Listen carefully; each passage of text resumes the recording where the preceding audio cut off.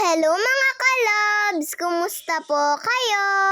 Bali kahapon po pala ng umaga ay dito na nga po kumain yung pinsan ko sa bahay. Papasok na nga po kasi siya sa school mga kalabs. 2 araw po kasi siyang hindi pumasok sa school nung nanganak po si mama niya. Hindi nga din po siya maasikaso ni mama dahil may baby pa nga pong binabantayan si mama.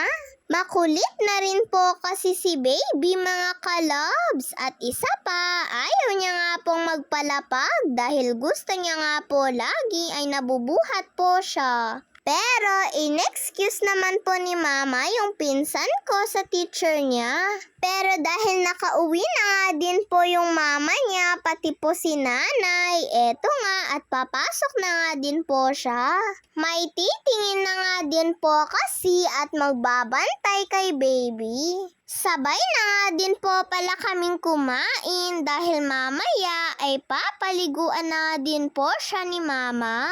Si mama na nga lang po muna ang mag-aasikaso sa kanya dahil hindi pa naman po pwedeng maggagalaw si mama niya dahil bagong panganak pa nga lang po.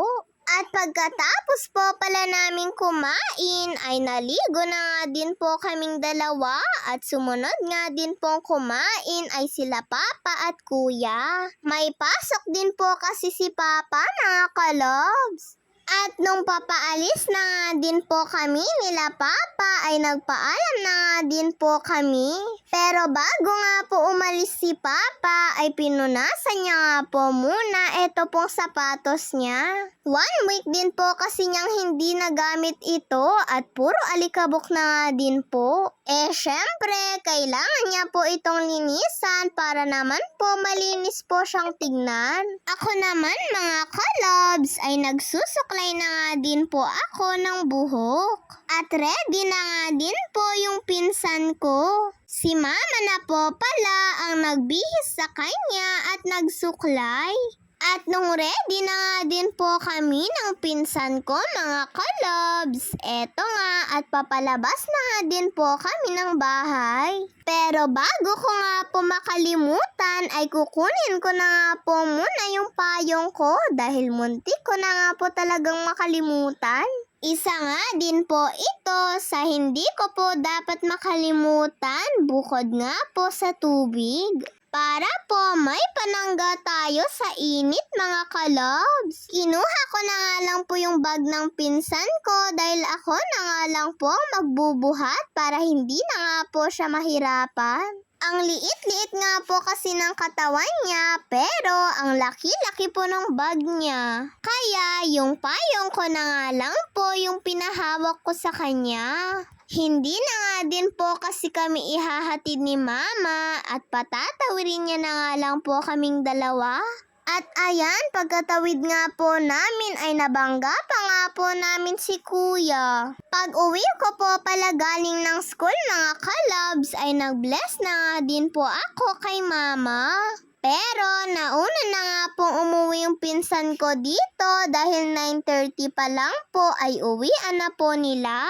Pag uwi ko nga po ay nagkukwento na nga po ako kay mama tungkol po sa mga nangyari sa amin sa school. Ganito nga po ako palagi kay mama mga kalabs. Pagka uwi ko nga po ay kinakwentuhan ko nga po siya tungkol sa mga nangyari sa akin sa school. Pero kapag nakalimutan ko nga pong magkwento ay si mama naman ang nagtatanong sa akin. At pagdating po pala ng tanghali mga kalabs ay sinabit ko nga po dito yung duyan ng tito ko. Tinanong nga po ako ni mama kung ako daw po talaga ang nagtali nito at sabi ko nga po ay opo. Nabilib nga po sa akin si mama mga kalabs. Kaya lang mga kalabs, matibay naman po yung pagkakatali ko pero ako naman po ang nagkamali. Ako nga po yung nahulog. Nagasgasan po tuloy ako.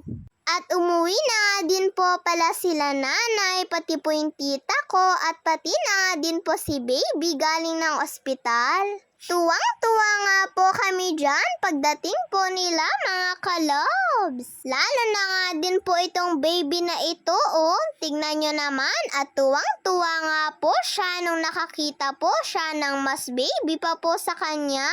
Kung alam nyo nga lang po mga kalobs, may balak pa nga po siyang buhatin si baby at ihele-hele niya nga daw po.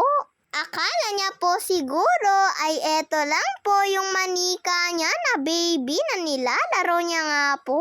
Panay nga din po ang titig niya kay baby, oh. Ang cute-cute nga po ng baby boy namin mga kalobs. Ganito nga din daw po yung mukha ng ate niya nung baby siya. At dumating na nga din po pala si Nanang para po tingnan din si baby. Hay, parang ang sarap-sarap po tuloy magkaroon ng sarili ko pong ading. Hindi na nga po ako halos makaalis sa tabi niya. Grabe nga mga kalobs at ang lambot-lambot nga po ng balat niya, lalo na nga po yung mukha niya. Pero sabi ni Mama ay hindi pa nga daw po siya pwedeng halikan sa muka, sa paa nga lang daw po o di kaya ay sa kamay. Nakakatuwa nga lang po mga kalobs dahil may bagong baby na naman po kami. Parang po tuloy gusto ko na po talagang magka-ading. Dahil gusto ko nga din po maranasan kung paano po maging tunay na ate sa kapatid ko. Eto nga at nung nakita na nga din po siya ng ate niya ay sobrang tuwang-tuwa nga po siya. Tingnan niyo naman po ako mga kalobs, oh, at parang ayaw ko na nga pong umalis sa tabi ni baby.